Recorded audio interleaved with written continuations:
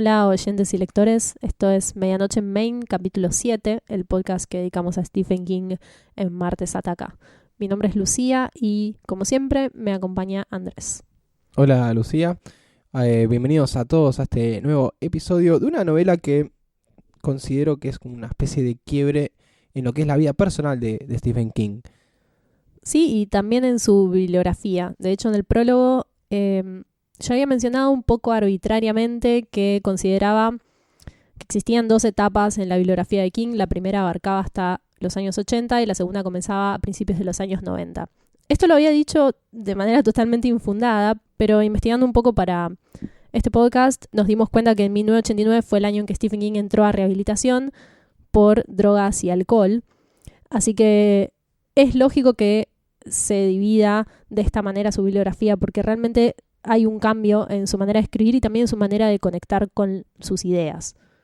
Sí, fue una etapa muy dura en la vida de Stephen King y en la de Tabitha King, que era la que lo soportaba, ya que realmente bebía mucho. Bueno, está bueno volver al capítulo anterior que hablamos de Cuyo, en el cual dijimos que es una novela de la cual Stephen King no recuerda haberla escrito. Nos llegó te llegó a vos en realidad, un mensaje vía Twitter de un oyente de este podcast que cuestionó el tema de si no era Tommy Knockers, el libro, que Stephen King no recordaba haber escrito. Sí, yo le respondí vía Twitter, pero igual lo comentamos acá porque la verdad es que todos los libros de la década del 80 sufren de este mismo problema, pero Cuyo en particular no lo recuerda en absoluto. Por eso quisimos destacar ese caso. Tommy Knockers es un libro que hace referencia al alcoholismo de Stephen King como muchísimos otros y es inevitable que volvamos a caer en este tema en este episodio y en el futuro, pero creo que los casos son un poco menos extremos. Yo creo que también la confusión de nuestro oyente era porque en On Writing, mientras escribo, Stephen King menciona Tommy Knockers dentro de este ciclo y al toque habla de Cuyo. Sí, no estaba tan errado, de hecho. No, para nada, estaba a una página de distancia. Sí. Así que es un buen puntapié para ir a esta novela, que todavía no dijimos el nombre, que es The Dark Half.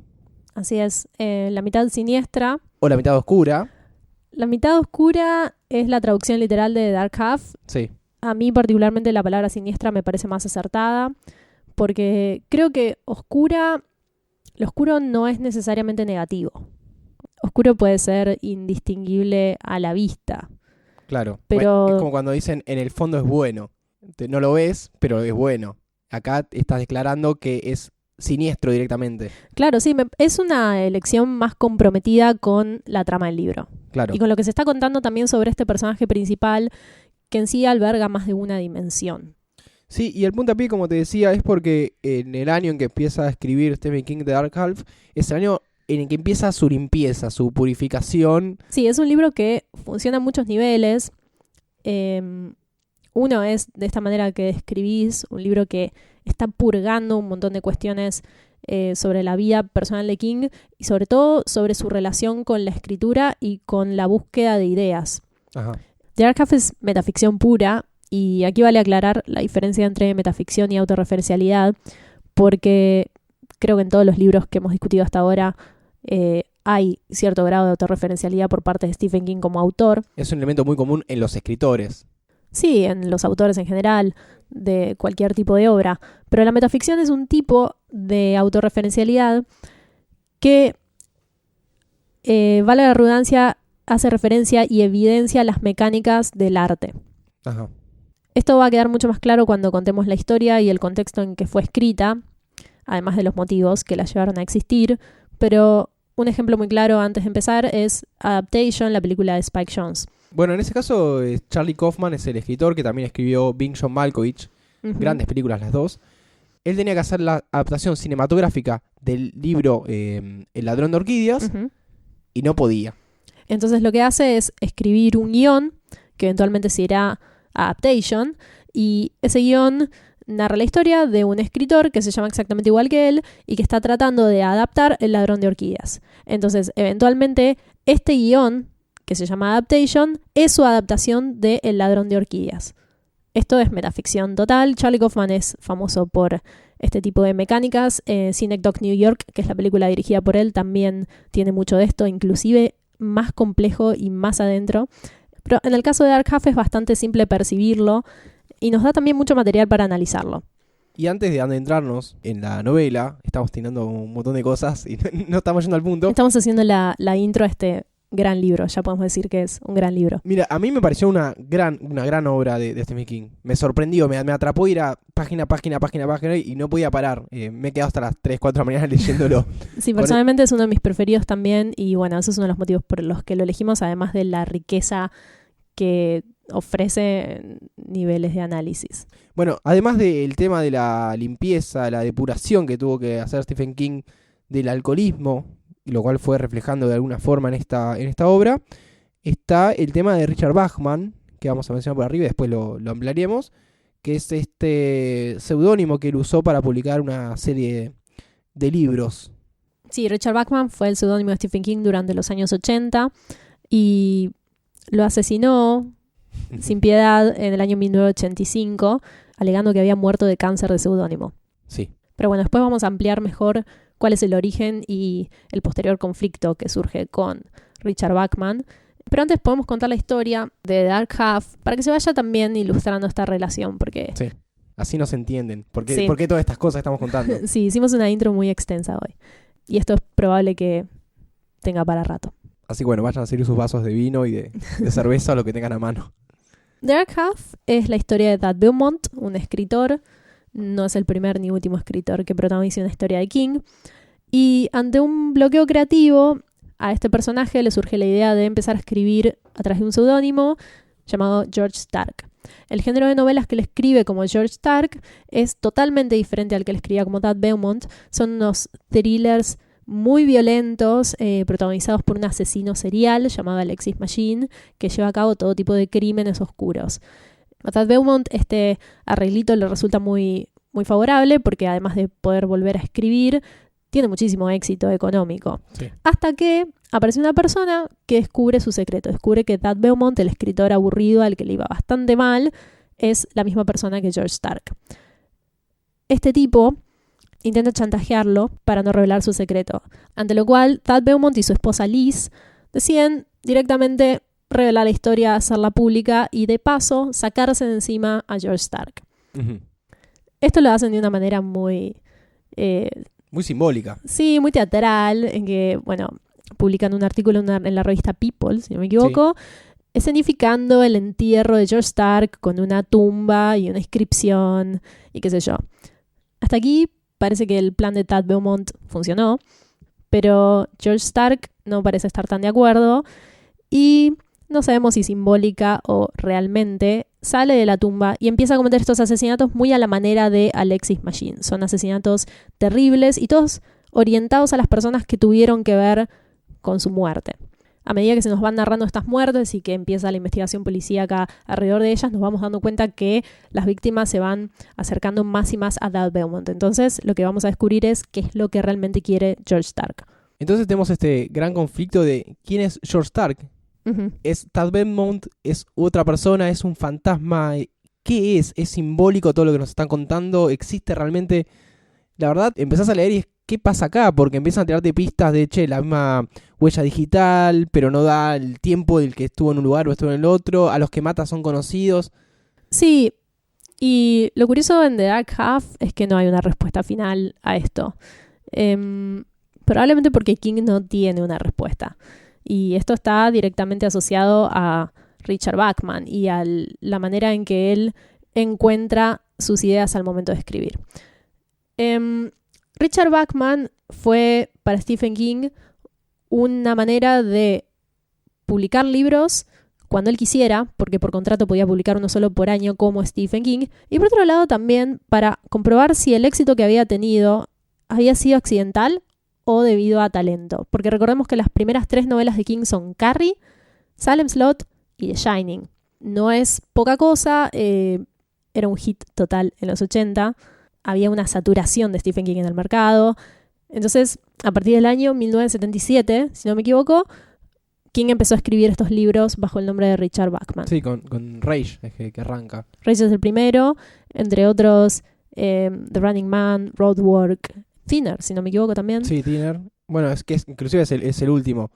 Más adelante él vuelve a lanzar a Richard Bachman, lo resucita. Sí, de maneras bastante, para mí, bastante bien justificadas. Que son trunk novels que tenía ahí, que es algo que hablamos en el episodio de Bag of Bombs. Estas novelas truncadas que tienen un cajón y no quieren lanzar y el editor salta, tenés que editar. Bueno, toma esto. Hay un libro muy conocido que es de Bachman Books, que es el que más se consigue, que trae 4 de estas novelas ya compiladitas. Uh-huh. Sí, bueno, como esto lo estamos hablando desde la realidad, todos sabemos que Richard Bachman no era nada más que un seudónimo. Hay que ver cómo Stephen King lo vivenciaba al momento de escribir. Esto es un poco en lo que se mete The Dark Half. Bueno, hablando de la autorreferencialidad, algo que le pasa a Stephen King con Richard Bachman es que alguien descubre que es la misma persona. La historia es exactamente la misma, o sea, lo no, único no es la que... misma porque no lo va a chantajear. Bueno, hay menos muertes, pero la historia, o sea, los motivos de la historia, las motivaciones del personaje son exactamente las mismas. Incluso la manera en que Tad Beaumont y Stephen King deciden resolver este conflicto ante el descubrimiento del seudónimo es bastante parecida. Sí, es matándolo. Pero bueno, en este caso Stephen King recibe este contacto de esta persona que descubre este gran... Uh-huh. Resuelve este acertijo y dice, bueno, te doy una nota, puedes hacer un artículo sobre esto. Buena onda, ¿no? Y dice, bueno, te voy a matar. Bueno, lo que pasa es que Stephen King no dijo te voy a matar, hay que ver qué opinaría Richard Bachman. Claro. En la realidad nunca nos vamos a enterar. En The Dark Half nos hacemos una buena idea de qué piensa George Stark al respecto. Que no quiere morir. Pero bueno, una de las cosas que podría haber pasado si no se descubría en ese momento es que Misery iba a estar bajo el nombre de Richard Bachman. Cambiaría mucho la historia eso. Sí, porque es una de las novelas... No sé, porque las otras que fue editando no son tan conocidas o no repercutieron tanto. Tal vez probó esto de la suerte y el talento. Sí, no sé si no repercutieron tanto. En realidad a esta altura no podemos saber, porque ahora que está destapada la olla, sí, ya fue. La gente ya compra Richard Bachman. La verdad que no tengo mucha idea de cuáles fueron los números de Bachman contra los números de King, pero al día de hoy los libros de Bachman, la gente realmente los considera libros de King, no hay una distinción, y aparte narrativamente tampoco siento que haya tanta diferencia. Bueno, el tipo que lo descubrió porque se dio cuenta que escribía muy parecido. Claro, sí. Pero bueno, volvemos a lo que decía sobre qué es George Stark, porque es algo interesante sobre The Dark Half. Se sugieren muchas maneras de acercarse a la identidad o a la verdad sobre George Stark. Por un lado, está esta historia sobre el tumor en la cabeza de Tad Beaumont. Esto vamos a tener que explicarlo porque tiene mucho que ver con lo que sucede y con otros elementos que de otra manera parecen descolgados en la historia. Yo, en lo personal, creo que todo funciona bastante aceitado.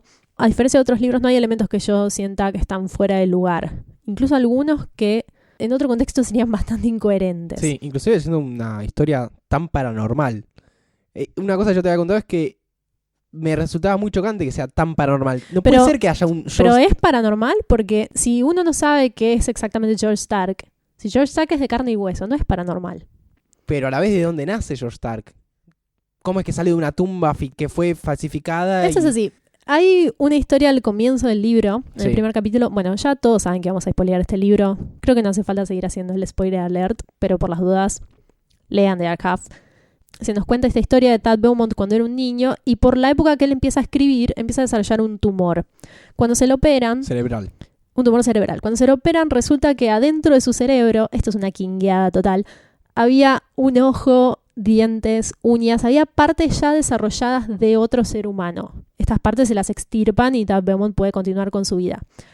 Pero a partir de ese momento empieza a escuchar, a tener el equivalente de una visión, pero sonoro, a escuchar sonidos de gorriones. Expliquemos la parte técnica, médica, de por qué él tenía estas partes. Sí, que no sabemos cuán acertado es esto igual. Yo me lo creí, pero... Yo me lo creo. Yo no sé nada, pero así que... Supuestamente en el útero, cuando hay mellizos, puede llegar a suceder que uno se coma al otro o absorba al otro. Sí, lo incorpora como parte de sí, el más fuerte sobrevive y absorbe al más débil, claro, en cierto modo.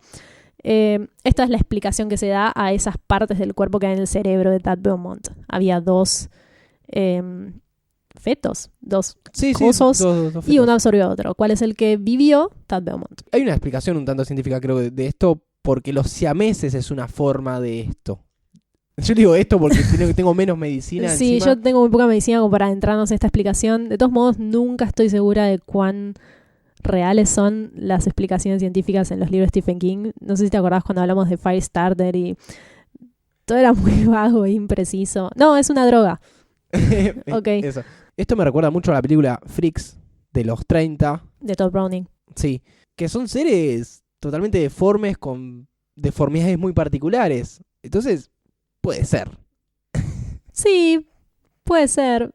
Bueno, no sé, no voy a poner las manos en el fuego por mi respuesta porque lo cierto es que no entiendo nada. Pero esta historia del tumor de Tad Beaumont dispara dos posibilidades para lo que es George Stark. Por un lado, es inevitable pensar en esta idea del gemelo malvado. Sí.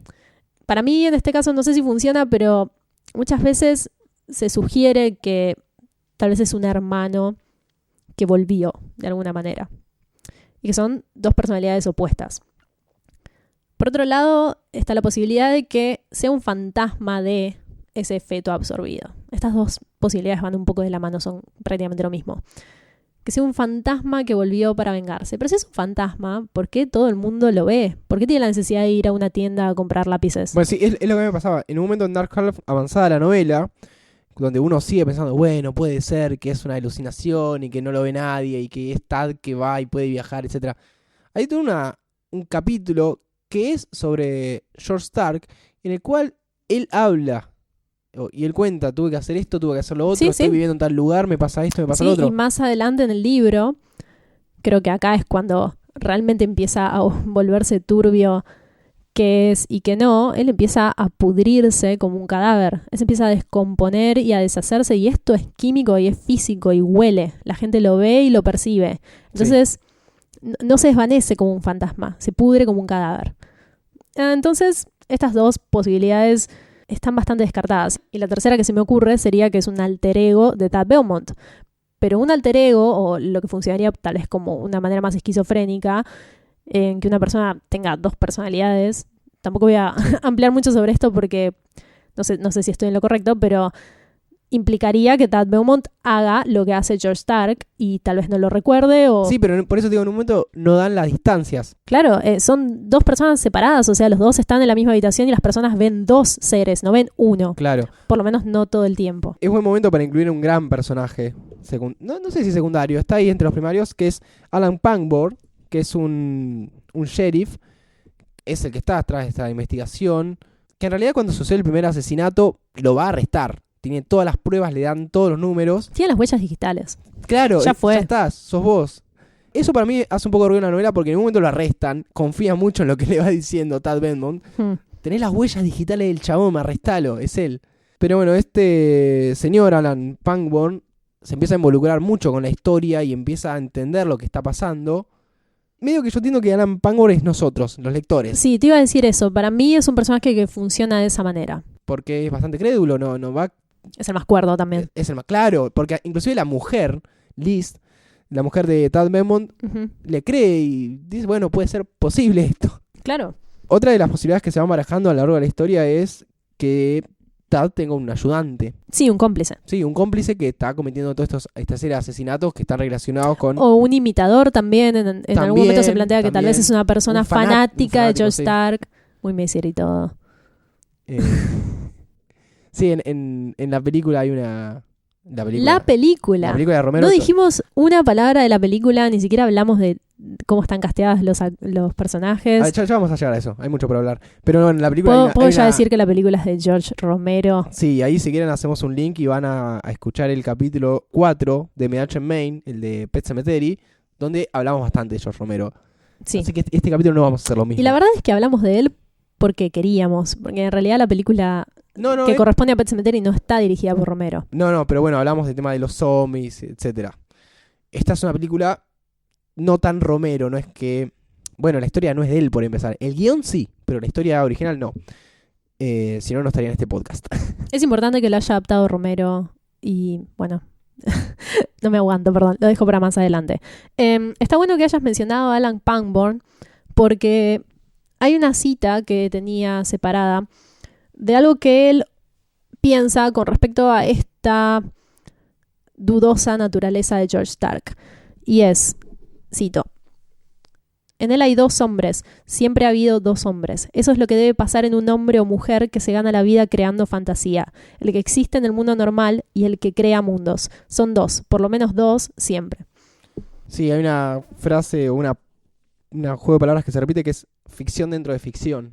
Sí. Que es lo que está haciendo... Bueno, incluso hay una frase muy famosa de Stephen King que es, la ficción es la verdad dentro de la mentira. Muy buena. Es muy buena. Así que bueno, en este caso estamos leyendo un libro de ficción sobre ficción en ficción. Es una cosa muy... Y menos mal que no lo publicó Richard Bachman, porque sería ficción dentro de ficción, ficción, ficción. No sé si Richard Bachman hubiera estado de acuerdo con el desenlace de este libro. Bueno, ya lo vamos a discutir más adelante. Así que bueno, tenemos este panorama de que están los asesinatos uno tras de otro muy sangrientos. Esta lucha de Tad Beaumont por descubrir quién es realmente el asesino. Yo no sé si en un momento él se plantea, tengo algo que ver, porque hay una conexión. En un momento escribe unas palabras en una hoja y le dicen, bueno, en tal asesinato se escribieron aparecen estas palabras escritas en la pared. Dice, mierda, ¿cómo pasó esto? Sí, Tad Beaumont de por sí tiene una conexión mental con George Stark que está directamente ligada al proceso de escritura. Para él, la manera de comunicarse con la mente de Stark, ida y vuelta, es a través de agarrar un lápiz y apoyarlo en una hoja. Entra en una suerte de trance y hay un intercambio de información entre los dos. Pero hay algunas cosas muy reservadas que Tad Beaumont sabe y George Stark no. Por ejemplo, esto que contábamos sobre los sonidos de los gorriones. Tad Beaumont vivió toda su vida sin saber qué significan y cuando tiene esta posibilidad de encontrarse a George Stark, le pregunta si él lo sabe. George Stark no tiene idea de lo que está hablando. En un momento, para aclarar, hay una comunicación telefónica entre los dos. Sí.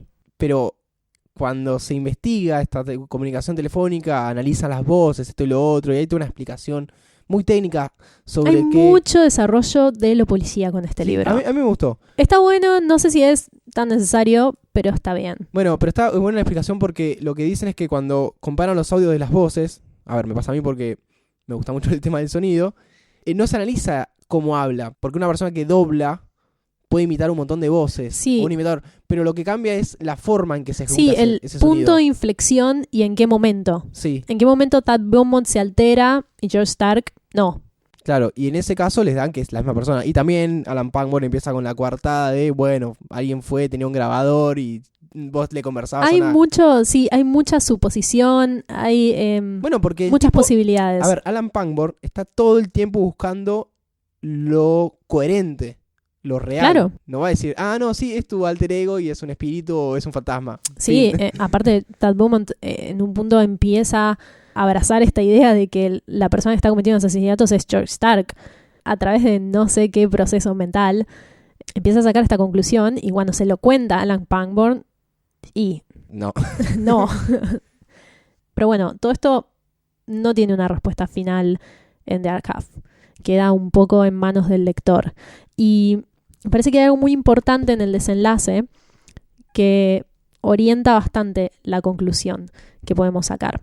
Porque yo durante todo el libro pensaba, qué curiosa esta dicotomía, porque Tad Beaumont está claramente aterrado por George Stark, es un ser que está matando a todos los que conoce y quiere, mató a su editor, a la esposa de su editor. Bueno, y el destino final es... su esposa y sus hijos. Y sus hijos. Bueno, cabe mencionar que Tad Beaumont tiene 2 mellizos. Y que la mujer había perdido 2 mellizos antes.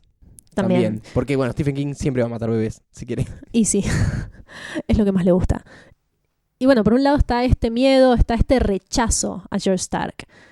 Pero por otro, hay momentos en que Tad es consciente de que él le dio vida. Y no solamente por la idea de tener un seudónimo, sino por un grado de admiración hacia lo que es George Stark. Porque Tad Beaumont, como muchos, es bastante torpe, tiene que hacer cosas que no le gustan, es inseguro, ha tenido problemas con el alcohol, en su matrimonio, con la escritura. Y George Stark es totalmente lo contrario. Es este ser que tiene una respuesta para todo y que si lo tiene que solucionar con violencia, lo hace. Entonces hay un odio-amor bastante turbio teniendo en cuenta que George Stark es un asesino. Esto se ilustra muy bien en el desenlace. Acá podemos hacer quizás una comparación con la película porque en la película esto está omitido y me parece que está bien, porque la película no es un libro. Ajá. De hecho, esto funciona por el formato. Al final de la novela, George Stark, que lo que quiere realmente es llegar hasta Tad Beaumont para que él vuelva a escribir libros sobre Alexis Machine y de esa manera hacer algún tipo de transferencia de vida. En realidad lo que quiere George Stark es aprender a escribir porque solo no puede. Sí, es como una cáscara, es una sombra de Tad Beaumont, en cierto modo. Y quiere llegar a él para hacer...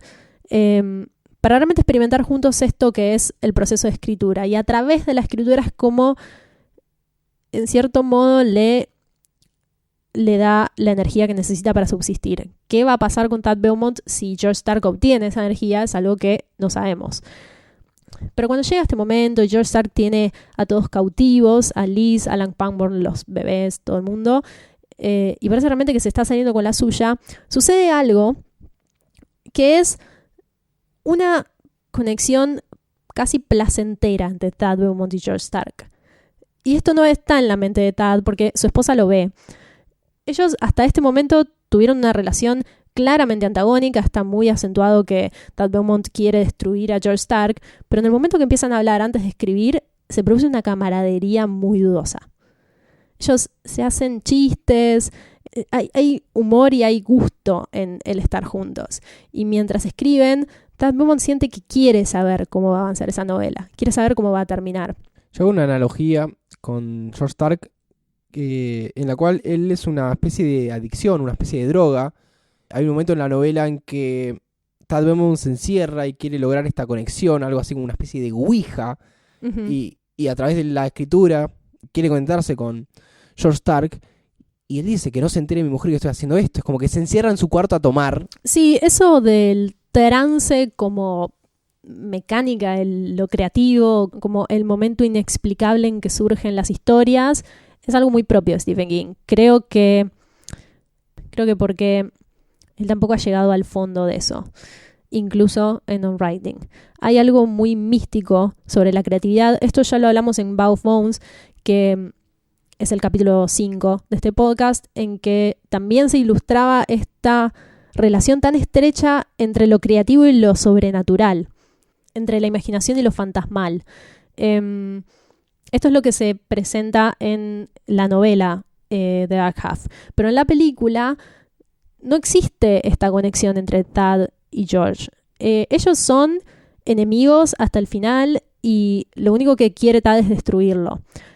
Me parece que no está mal omitido porque la paradoja de Dark Half es esta metaficción. Ajá. La película de ser una película ya no es un libro que está funcionando de la misma manera que George Stark funciona para Tad Beaumont. Bueno, una cosa muy particular que pasa en la película es que la caracterización de George Stark está hecha por el mismo actor, totalmente luqueado como un badass. Por fin un actor que no es un desastre. Es un gran actor este muchacho, Timothy Hutton, que al principio se parecía mucho a los actores estos que son medio pedorros, como los de Firestarter. Que son todos más o menos lo mismo. Y que son muy parecidos, así como carita de bebé y ojos celestes.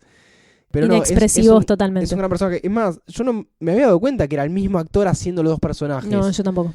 Y en la novela, George Stark es distinto, inclusive es rubio.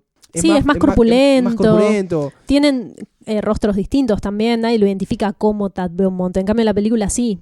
No sé por qué será esa decisión. Para mí en lo cinematográfico esto funciona porque es una manera bastante simple de ilustrar esta doble fuerza que opera dentro de Tad Beaumont.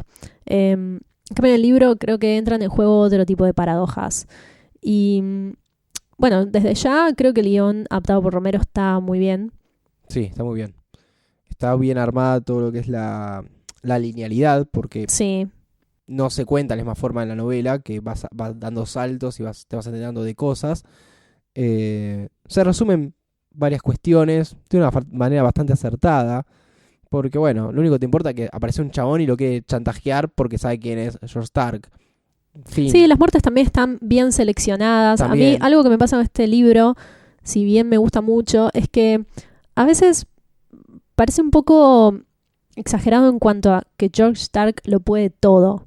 El chabón mata policías entrenados a rolete. Tad Beaumont lo define como un panzer nazi, que va, un panzer es como un tanque, y que nadie puede contra destruye él. todo, Y pero él sabe son todos que medio tarados. por más porque que le ponga seguridad a él, bueno, pero puede entenderse como una fuerza sobrenatural que lo va a poder resolver todo y va a poder matar al que quiera.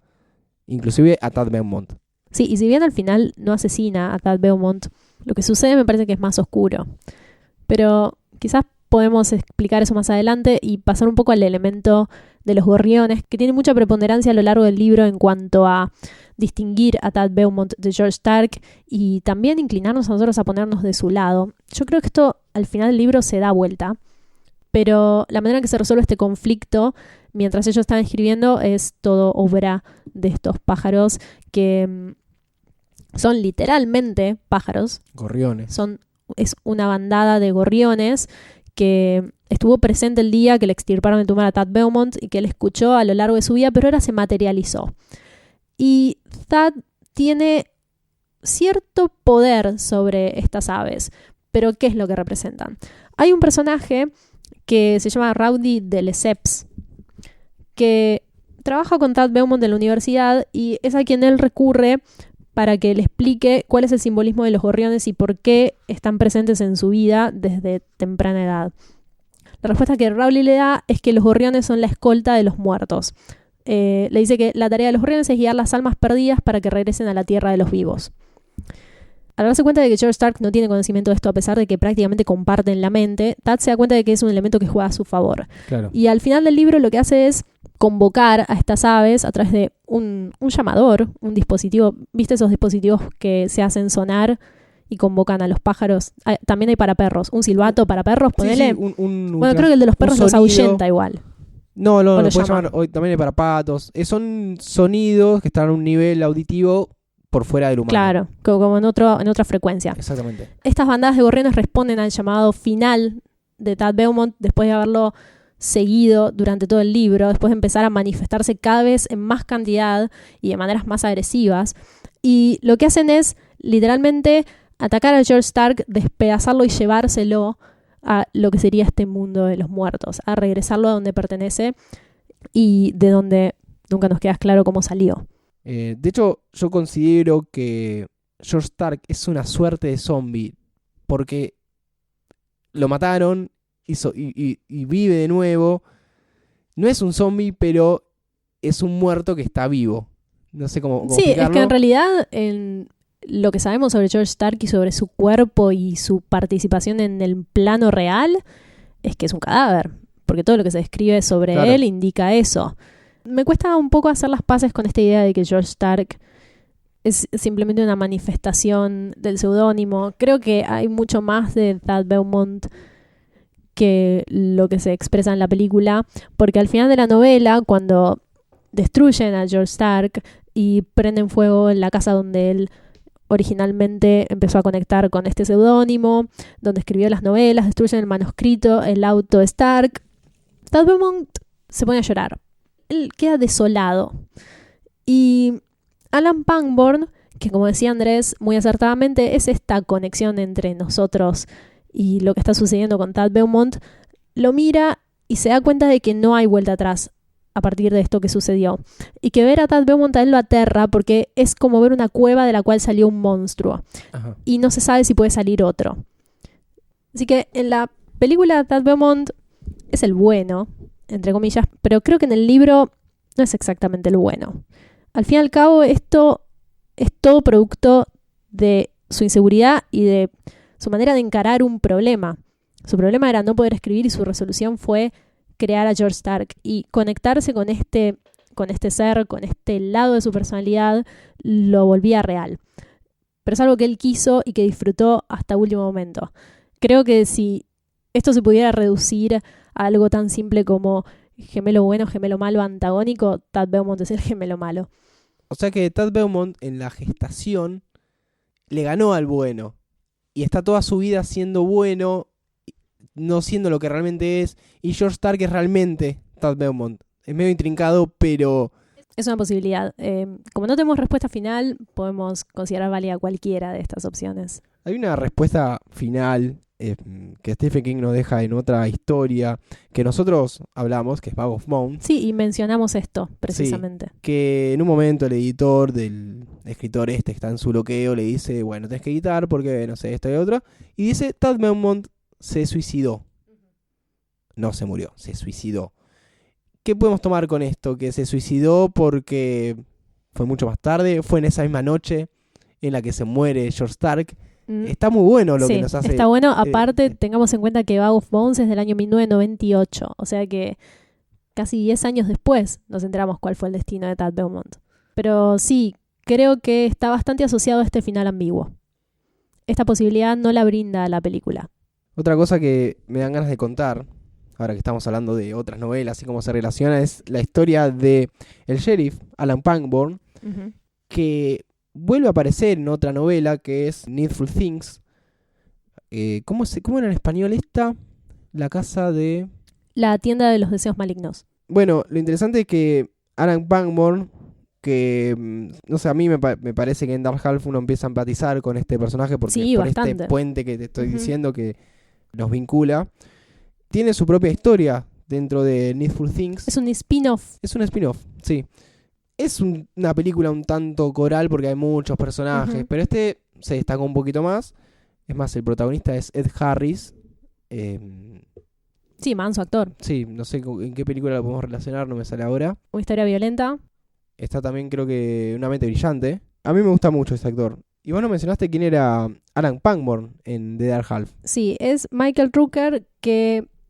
No es tan conocido, no es pero... conocido. Yo lo conozco solamente por The Walking Dead. Sí. El hermano de Daryl Dixon, que se llama Merle Dixon. Que es un chabón, un redneck. Sí, un redneck total, bastante diferente a Alan Pangborn. Sí, así es. Lo que quería mencionar de Needful Things es, además de ser ambientada en Castle Rock, es la primera novela que escribe Stephen King. Nosotros ponemos la fe en él, le creemos, estando sobrio. Porque... Después de todo lo que dijimos en Cuyo y la manera en que lo defenestramos, creo que deberíamos creerle. Sí, no, mínimo. Sí, la pasó muy mal. En The Dark Half, él hasta ahí empieza, supuestamente cuando publica la novela es cuando entra a rehabilitación. A Alcohólicos Anónimos, sí. Y bueno, Needful Things está limpio, ya está sobrio. Escribió en estado total de conciencia. En lo que a mí respecta, recomiendo, no leí la novela, vuelvo a repetir, recomiendo ver la película. Es algo muy parecido a lo que hace Steven Spielberg en Cuentos Asombrosos. Es una tienda en la cual un señor vende el objeto que vos quieras. Desde esta tarjeta de béisbol que coleccionabas cuando era niño hasta esa chaqueta que tenías cuando ibas a la prepa. Lo que vos quieras. Te lo vende por un monto muy bajo y un favor. Así que te recomiendo ver esa película. Sí, Dark Half también la recomendamos. Sí, eso. En este caso está bien que aclaremos porque muchas veces decimos que son una cagada las películas. Sí, en este caso creo que en general está bien adaptada, bien dirigida y bien actuada. Si bien no tiene grandes actores. Hay algunas cosas que, como decía antes, podrían haber sido muy truchas, como esto de los pájaros, que es un elemento difícil de incorporar sin que suene forzado. Un poco lo que sucedía con Bag of Bones y este árbol que tenía un rostro. Era algo que, mientras contara con el beneficio de la imaginación del lector, está todo bien, pero al momento de ponerlo en pantalla se complicaba. Las bandadas de pájaros y la manera en que despedazan a George Stark al final me parece que es el momento más romero de toda la película. Es súper gráfico, le arrancan un ojo, le arrancan colgajos de piel. Bueno, todo lo que es maquillaje y putrefacción es algo que está bastante bien realizado. Te puedo contar una experiencia personal que me pasó leyendo The Dark Half. A ver, esto pasó en la película, pero cuando estaba leyendo, no sé, me acordé porque en el capítulo inicial del libro se describe la operación que le hacen a Tad Beaumont y le extirpan el tumor / George Stark y se describe el ojo que tiene en la cabeza y en un momento el médico pincha ese ojo y me dio mucha impresión porque yo justo estaba comiendo un yogur esos que vienen con frutita, en este caso tenía durazno y justo estaba comiendo eso, así que una recomendación que hago es que no lean Stephen King mientras está comiendo porque en cualquier momento puede aparecer cualquier cosa. Eso. Sí, la película tampoco es Y muy en la película recomendable. está muy bien hecho todo eso de la operación, del ojo, en la cabeza, de los dientes. Y los asesinatos, yo creo Los que asesinatos, sí. de por sí eso es algo que no hemos mencionado demasiado. Creo que No, hablamos mucho sobre esta dicotomía y sobre esta naturaleza de Tad Beaumont como escritor, de su seudónimo, de lo creativo, pero no hablamos de lo concreto que son los asesinatos que lleva a cabo George Stark, que sería la parte más de terror del libro. Son buenísimos. Hay algunos que yo recordé muy vívidamente durante mucho tiempo, porque este es un libro que leí cuando tenía 16 años, por ejemplo, como ¿cuál? siempre. ¿Cuál de todos los asesinatos? No recuerdo quién es el que muere, creo que el escritor del artículo, Sí. que es encontrado por la ex prostituta que administra su departamento, con Sí. el pene cortado y metido en su propia boca, la lengua cortada y clavada en la pared con una Chincheta. chincheta. Que se entendió, ¿no? Se Es entendió. memorable, es memorable por decir lo mínimo. Los demás también están muy bien. También George Stark tiene un maltrato psicológico fuerte durante los asesinatos. No se contenta solo con matar, le gusta el sadismo, disfruta hacer sufrir. Sí. Incluso amenaza a los bebés, amenaza que va a quemarles los pies con un soplete. O sea, es un ser muy desagradable. Y ahora que estaba hablando de los bebés, es bueno también recalcar, porque esto solo acentúa esta imposibilidad de disociar totalmente a Tad Beaumont y George Stark y decir que George Stark es malo y Tad Beaumont es bueno. Y es que los bebés de Tad Beaumont aman a George Stark. Ellos cuando están con él, cuando se los lleva para tenerlos cautivos y lograr que Liz haga lo que él quiere, los bebés están felices y cómodos y se relacionan con él como si fuera su padre. Es dudoso. Sí, bastante dudoso. Resumiendo, la película está buena, el libro está excelente. A mí me fascina cómo funciona como herramienta para Stephen King. De por sí la metaficción es algo que me gusta mucho y también cómo produce este quiebre entre la manera en que King venía escribiendo y el tipo de trabajo que venía logrando y lo que vino después. Por último, querría agregar una cosa más que no sé si vamos a lograr debatir ampliamente porque esto se extendería durante varias horas más, que es esta otra temática presente en The Dark Half, tal vez no tan relacionada al conflicto o a la trama, que tiene más que ver con la creación, pero es lo que creo que enfrentaría Tad Beaumont después de que suceda todo esto. Si la gente se enterara qué fue lo que sucedió, ¿cómo percibiría el trabajo de Tad Beaumont a partir de ese momento? Si es que continuara escribiendo, porque, como decía Andrés antes, no sabemos en qué punto Tad Beaumont se suicidó. Pero es esto de la separación entre la obra y el autor. Esto es un problema Es un dilema milenario. universal. Sí. Separar el artista del arte. Ejemplos muy rápidos son Woody Allen, que siempre está en cuestión si él abusó o no de quién era su hijastra, era. Sí, yo conozco gente que ha dicho nunca más voy a ver una película de Woody Allen. Y la verdad es que es un tema complejo.